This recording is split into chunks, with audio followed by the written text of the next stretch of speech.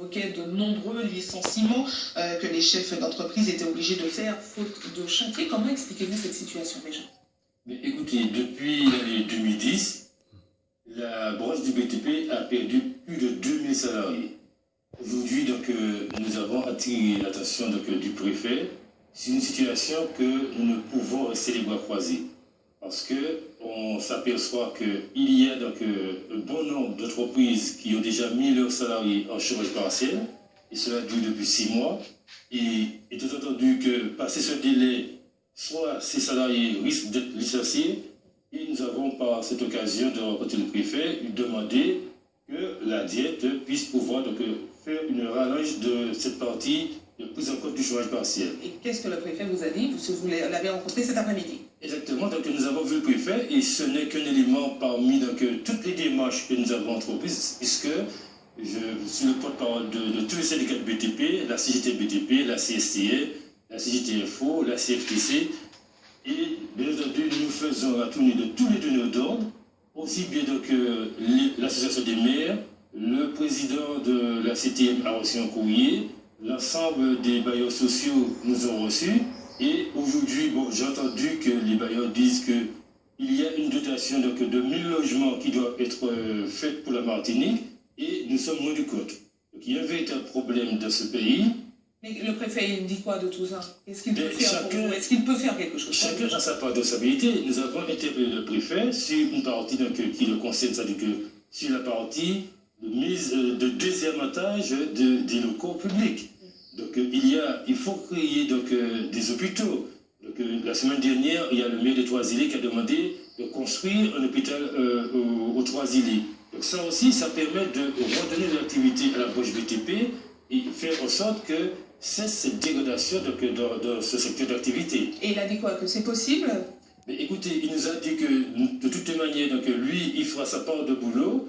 Il y a la collectivité majeure, la CTM, qui doit faire sa part de boulot. L'ensemble des EPCI doivent faire leur part de boulot. Il y a des fermiers qui... C'est quoi faire sa part de boulot? À savoir porter, si par exemple sur le logement social, nous disons que 1000 logements, c'est une barre qui est fixée, mais on doit aller à plus de 1000 logements. J'ai entendu ce soir que les élus disent qu'ils sont à 1117, mais quand on dit 1117, on mélange tout dedans. Les bailleurs sociaux, c'est une fourchette entre 800 et 900 logements sur l'année 2018-2019. Pour le moment, on est loin de ça. Donc l'année 2017, il n'y aura pas 800 logements de construction en Martinique. La CTM ne cesse de parler de grands chantiers. Il y a notamment le domaine de Font-Saint-Jacques qui sera en travaux pendant 10 mois. Il y a le lycée Schellcher. Il y a également de nombreux logements sociaux qui sont inaugurés très très régulièrement. Est-ce que vous n'êtes pas un peu alarmiste? Non, pas du tout, parce que moi je vous dis, la société Comabat a mis tout son personnel au chômage partiel. La société Colas, Gravillon Nord, beaucoup de sociétés qui ont plus de 50 salariés ont mis leurs salariés au chômage partiel. Nous ne sommes pas du tout alarmistes, au contraire, nous tirons la sonnette d'alarme et je crois que ce sera notre dernier cri. Là, nous préparons pour que demain matin, aucune autorité ne pourra dire qu'elle n'était pas avertie. Moi, nous disons à tout un chacun de passer leur fête tranquille, mais dès janvier 2018, nous allons passer à un autre cas parce que ça ne peut durer. Une mobilisation peut-être? Il y a de la mobilisation, il y a un véritable mouvement des salariés du BTP parce que ce n'est pas possible. Et je rappelle en plus que nous avons eu une nouvelle surprise de voir un gros marché de l'aéroport qui a été attribué à une société INSO qui ne représente pas un seul salarié en Martinique. Et nous avons interpellé le président Samak, M. Todjar, pour qu'il puisse revoir sa copie. Nous lui avons adressé un courrier et aujourd'hui, nous sommes sans aucune réponse. Donc, quand demain matin, ce chantier-là va démarrer, les salariés de BTP qui sont au chômage ne vont pas rester chez eux les bras croisés. Donc, c'est pour ça que nous disons, il y a le logement social, mais il y a aussi toute la branche annexe, à savoir l'électrification, il y a toute la partie plomberie, et c'est pour ça que nous interpellons au niveau des sociétés, des fermiers, pour qu'ils puissent relancer le traitement des chantiers dont parlent régulièrement les porte-paroles de la CTM, ils existent ou pas finalement? On nous parle de tellement de chantiers, de travaux. Vous savez, lorsqu'on lance le marché c'est 3 ans. Et là aussi, nous avons interpellé le préfet là-dessus parce qu'il y a une durée qui est trop longue pour instruire un dossier. entre les aides, les déblocages des fonds, ça prend 3 ans. Donc ça veut dire que tous les marchés qu'ils parlent là, ça veut dire que ce sera pour 2020.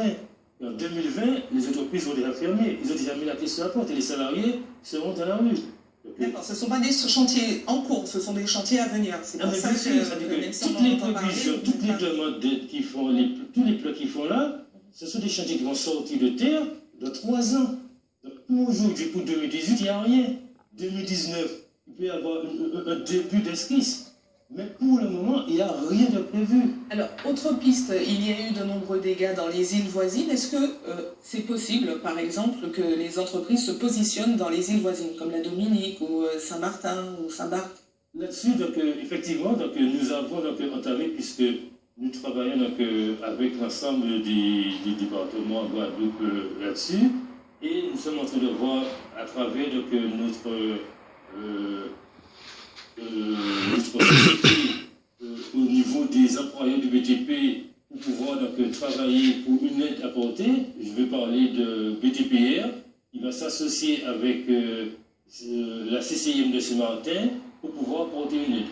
Malheureusement, il y avait un dossier qui était présenté pour pouvoir porter une aide à la Dominique.